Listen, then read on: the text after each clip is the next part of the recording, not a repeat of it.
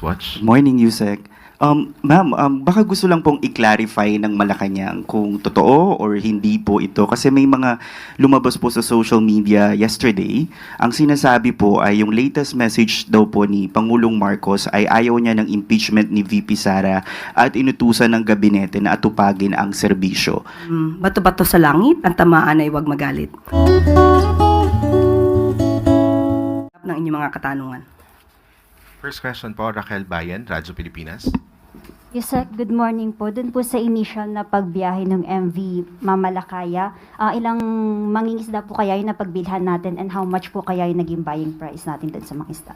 Opo, ayon po sa ulat po ni Commodore Triella, meron pong nabiyayaan o nabinipisyohan po ng 120 fishermen. At 11 na fishing vessels po ang nabinipisyohan ng Kadiwa program, ang KBBM. 20.3 tons of fish ang nabili at diretsa po itong naibagsak sa fish port po. At ito po ay magtutuloy-tuloy hanggat marami silang nakikita at namomonitor ng mga fishing vessels na maaari ng isda at hanggang 2028 po ito ay ipapatupad. Okay, so safe to say, Yusek, na until Marcos administration po magtutuloy-tuloy po yung pagpapadala natin ng sa West Philippine Sea. Yes, opo, para matugunan din po ang issue about food security. Talaga pong ito ay pinag-utos ng ating Pangulo. And can we say, Yusek, na bahagi rin po ito ng effort ng pamahalaan para ma-increase yung presence natin sa West Philippine Sea? Opo, dahil tayo naman po ay may karapatan dito sa baho. Dapat lamang po ma-exercise ng ating mga kababayan kung ano ang nararapat na mga karapatan po natin. Next question, Harley Valbuena, PTV4.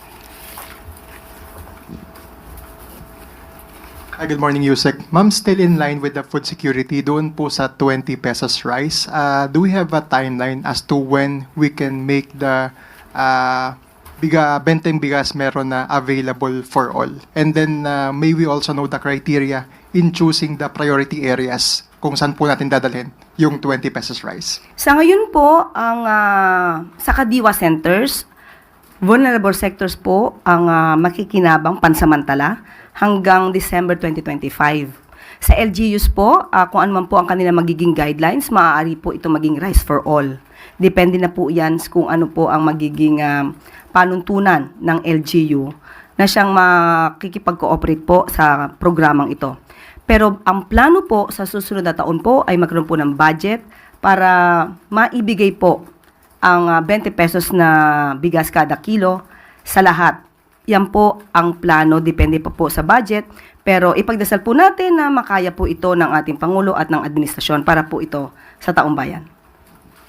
Follow-up lang po. Kamusta naman po kaya yung cooperation ng mga LGUs na involved sa rice, doon po sa BBM Rice?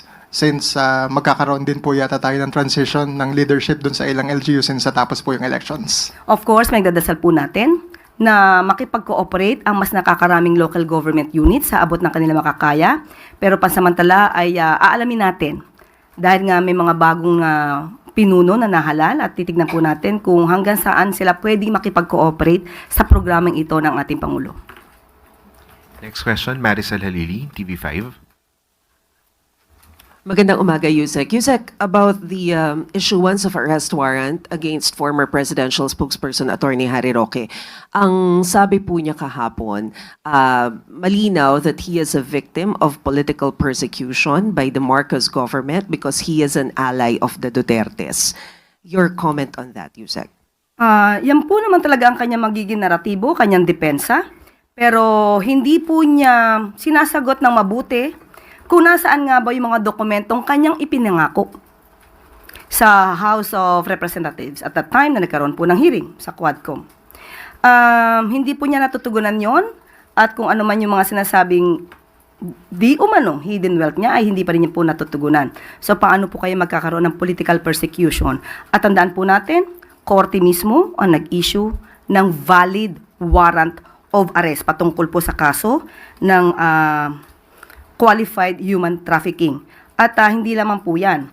Meron po tayong nabalitaan na meron din pong pending case for alleged land grabbing sa Bataan.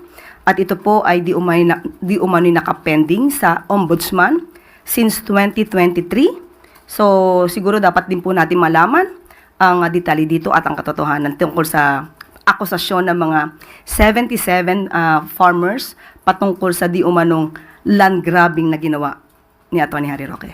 Ma'am, ano po yung magiging action on the part of government? Is it possible to coordinate with the Interpol para mapabalik sa bansa si former presidential spokesperson? Sa ating pagkakatanda, yan din po ang sinabi ni Yusek Nikki T ng DOJ. Maaari po sila makipag-cooperate at makipag-coordinate sa Interpol patungkol po dito. So, abangan na lang po natin kung ano man po ang magiging aksyon ng pamahalaan sa pamamagitan po ng DOJ. Pero may sinasabi po kasi si Attorney Roque na sa ngayon, hindi daw pwedeng maipa-deport siya pabalik dito sa Pilipinas dahil ayon daw sa international law, meron pa kasi siyang petition for asylum. So, kumbaga, nakapending pa doon. Of course, meron pong ganyan na sinasabi patungkol sa karapatan na wag muna siyang dalhin sa bansa kung saan may kaso. Pero ito po ay kung may maipapakita pong harassment. Kung wala po siya mapapakitang harassment mula sa gobyerno at maipapatunayan na ang mga kasong ito ay legal na nasampa at may mga basihan para siya ay ma-issuehan ng warrant of arrest, hindi po tayo maniniwala na hindi siya maaaring dalhin sa Pilipinas. Thank you, Yusek. Follow-up question, Maris Umali, GMA7. So, ma'am, ibig sabihin, even, kasi yun po yung ini-insist niya when we were at The Hague before, ang sinasabi niya, it is part of the provision as an applicant for a political asylum seeker that hindi siya pwedeng galawin at all. Hindi siya pwedeng ipa-deport, hindi siya pwedeng arrestuhin. Kumbaga, he is untouchable as a political asylum seeker. So, ano ang magiging basehan kung sakasakali nung sinasabi po ni attorney na they will work hand in hand with the government in order to siguro serve the arrest?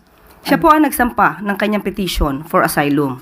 So, dapat po, para hindi po siya maaresto, since may valid warrant of arrest na inisyu ang ating bansa, siya po ang dapat magpatunay na ang pagkuha sa kanya, gamit man ang Interpol or kooperasyon sa Interpol, siya magpatunay ang pagdala dito sa Pilipinas ay because of mere harassment. So, may condition po yun. Hindi po yun statement na hindi ka pwedeng hulihin, basta-basta, kung meron naman pong valid warrant of arrest at may kaso siyang dapat kaharapin, hindi po siya dapat magtago sa kanyang petition for asylum. Thank you, ma'am. Next question, Tristan Nadalo, Newswatch. Morning, Yusek.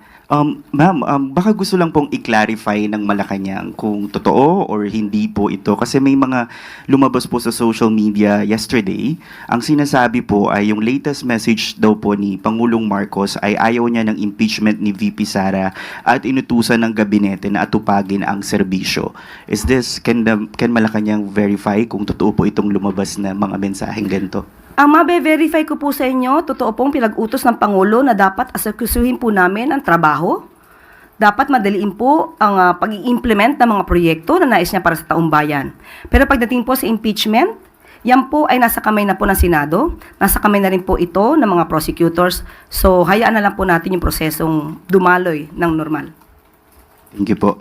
On another topic lang po, yung si Senator Bato de la Rosa, medyo nag-react po siya doon sa yung pag-welcome ng pala sa legitimate opposition, pero parang lalabanan yung mga obstructionists. Ang sabi po ni Senator de la Rosa sa interview po namin ay yung hindi raw po haharang yung Duterte block sa mga programa at batas. Pero sana raw po, sabi niya, kung gusto nila ng magandang samahan, magandang cooperation, do not start with warning or threatening the senators. With all due respect to Senator Bato de la Rosa, bato-bato sa langit, ang tamaan ay huwag magalit.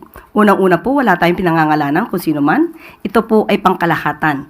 Ang nais po natin sa taong bayan ay huwag maging obstructionist para magtuloy-tuloy po ang mga gandang proyekto at programa ng Pangulo at ng administrasyon. Wala po tayong tinireten. Wala po tayong tinireten na senador. Sana po ito ay napakinggan man lang sana niya yung mga words na aking nasabi para siguro po maiiba ang kanyang impresyon at ang kanyang tugon kung nadinig niya yung buo kong sinabi. Ang sabi natin, ang mga lehitimong oppositionist ay welcome dahil kailangan po yan sa isang demokratikong bayan. Ang atin lamang hahadlangan ay yung mga obstructionist na walang ginawa kundi manira at kahit maganda ang proyekto ay hahadlangan. At hindi po yan magiging maganda para sa bansa at para sa taong bayan. Yusek, one follow-up question from Maris Umali, GMA7. Yusek, speaking of opposition o yung pagkakahati-hati po dito sa slate no, ng mga presumptive na mga senators, sa inyo pong perspektibo, ilan po ba talaga mula sa alyansa ang nakapasok sa top 12 at ano po ang magiging implikasyon nito sa presidential legislative agenda ni Pangulong Bongbong Marcos? Sa ngayon po, ang bilang po ay 6 ang nakapasok. Pero matapos na po ang eleksyon, nagsalita na rin po ang taong bayan. Sa paningin po ng Pangulo, wala na pong alyansa, wala pong PDP, walang anumang